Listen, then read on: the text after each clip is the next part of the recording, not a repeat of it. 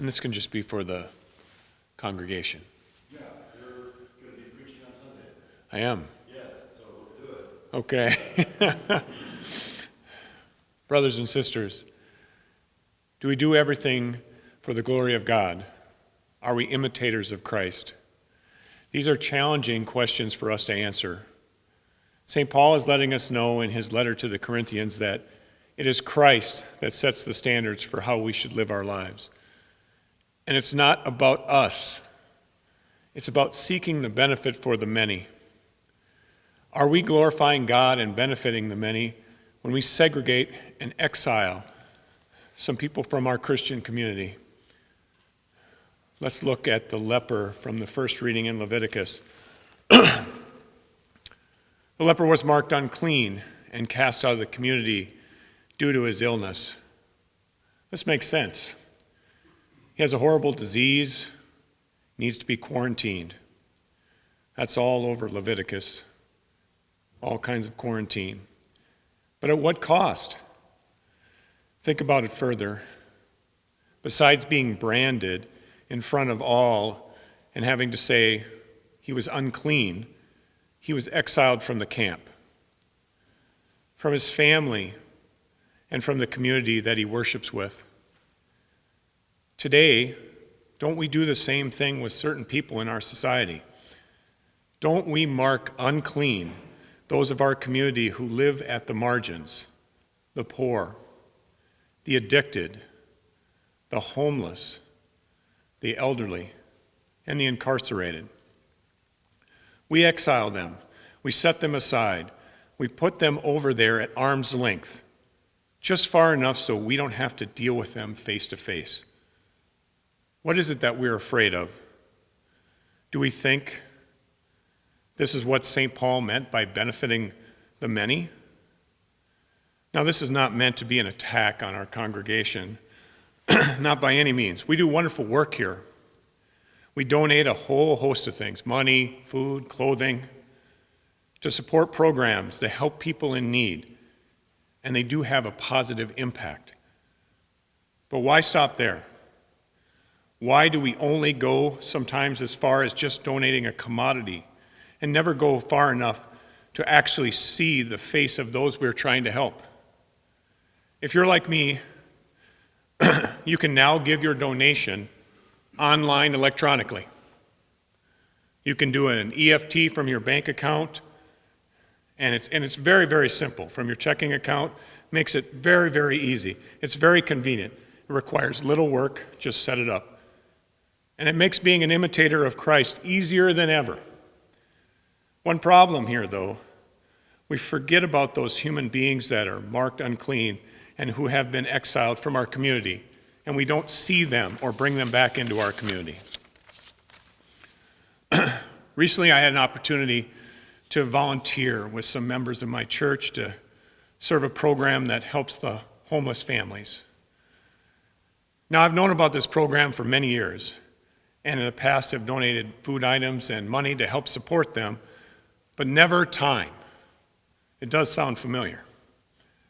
On the surface, I told myself that I wasn't sure why I'd never volunteered to help in person. I meditated on the readings this week, and after much prayer, I'm still searching for that answer. Why could I not go and meet those folks face to face and help them?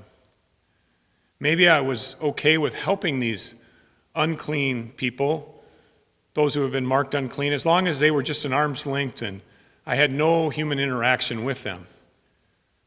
The day to volunteer had arrived, and my wife and I showed up to help serve breakfast with some other folks. There were 2 families staying at a local church. There were 9 total people. And they are comprised of 2 families.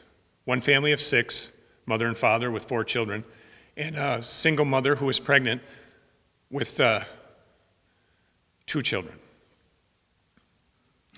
As we put out the breakfast, and I waited for the families to come and eat, I still wondered, I thought about this. This was easy. Why I hadn't done this sooner. This was a lot of fun. Fellowship with fellow church members, it was a good time. It seemed easy. And why hadn't I done this before? And I talk a good game. I sit on the Social Concerns Committee, talk about it all the time.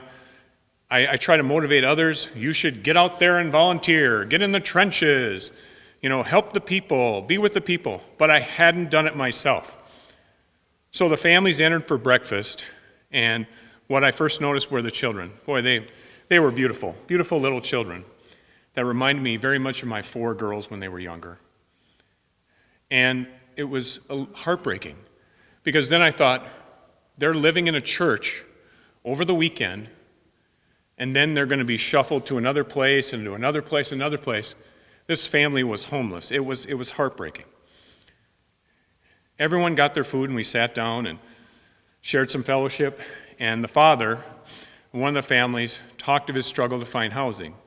See, it's not a money issue for him. He said he has a job. Both his wife and him have jobs, and instead it's his credit rating. It's not very good.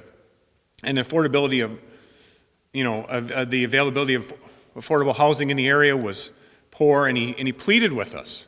He said, did any of us know any available housing in the area? Anybody? We weren't really very much help with that, but it was heartbreaking to me to listen to this. Somebody who has a job and has some money, and they can't find housing. Now, I know it's not all that simple. There are probably more problems behind that have caused the situation for that family. But you could see how this affected him, the despair, the shame, all over the father's face.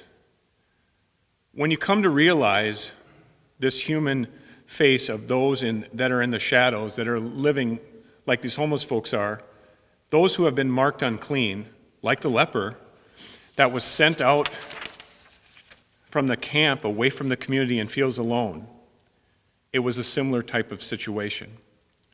As we ended breakfast, the father said to me, God bless you. He looked right at me and said, God bless you. I don't know what I would have done. We had nowhere to go. And I said, no. God bless you and your family. Then I realized that we were both kneeling in front of Jesus like the leper, begging for him to make us clean. For the father was all that had caused his family's homelessness, all the shame.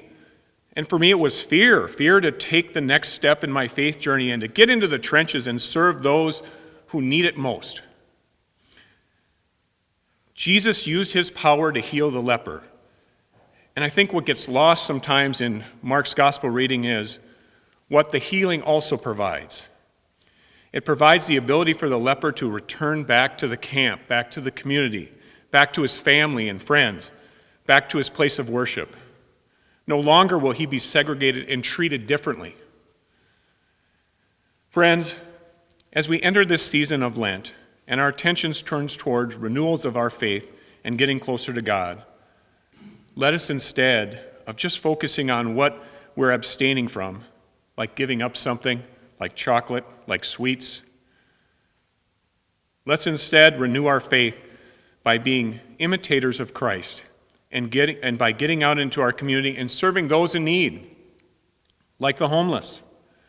Those unclean souls that now dwell apart from us need our support. We need not be afraid to be present to and minister to those who are at the margins of society.